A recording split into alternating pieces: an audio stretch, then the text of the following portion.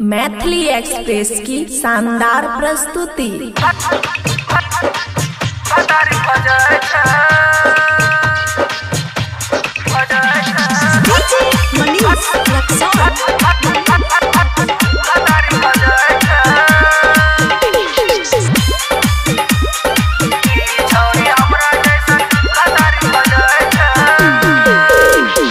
खुशी recording studio बलुआहा। जब से ही देखा छोरी हो गल जबान हो,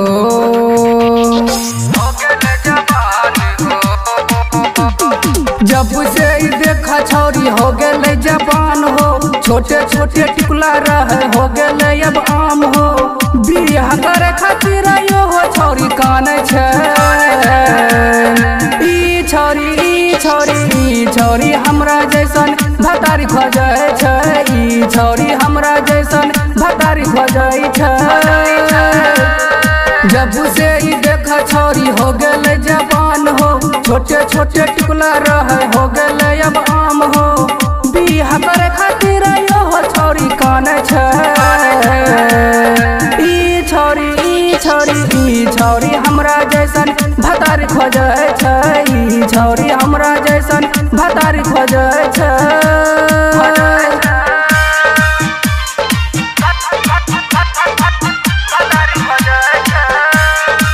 मिक्स बाय ताज तन्हा। डीजे मनीष रक्सौल। छोरी हमरा जैसन भतारी खोजै छै। भतारी खोजै छै। हाँ, सब दिन छौरी कॉलेज ही कर जाय छै। सब छौरा का छोरी लाइन मारै छै।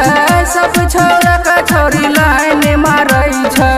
घर पर आके छोरी मोबाइल चलाबै छै। व्हाट्सएप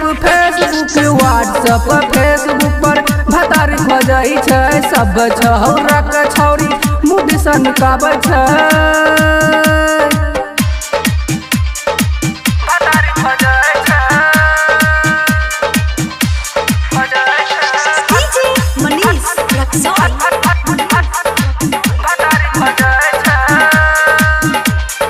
खुशी रिकॉर्डिंग स्टूडियो बलुआहा।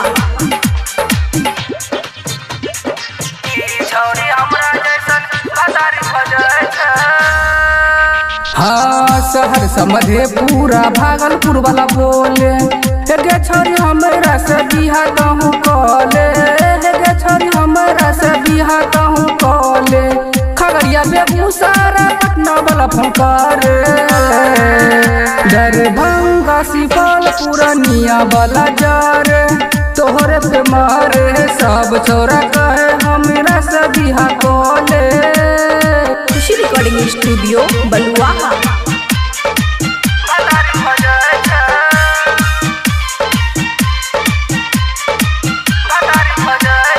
डीजे मनीष रक्सौल। छोरी हमरा जैसन भतारी खोजै छै। भतारी खोजै छै। बिसी बासी राजी संगे कैला छोरी खेला। राइटर सोचन संगे गेला छोरी मेला। राइटर सोचन संगे गेला छोरी मेला। बनसी का पीछा के गला प्लास्टिक के बोरा। हे गे छोरी हमरा से बिहा कहूँ कॉले। हे गे छोरी हमरा से बिहा कहूँ कॉले। जब से ही देखा छोरी हो गल जबान हो। छोटे छोटे टिकुला रहे हो गल अब आम हो। बियाह करे खातिर यो हो छोरी काने छै। ई छोरी हमरा जैसन भतारी खोजै छै। ई छोरी हमरा जैसन भतारी खोजै छै। खुशी रिकॉर्डिंग स्टूडियो बलुआहा।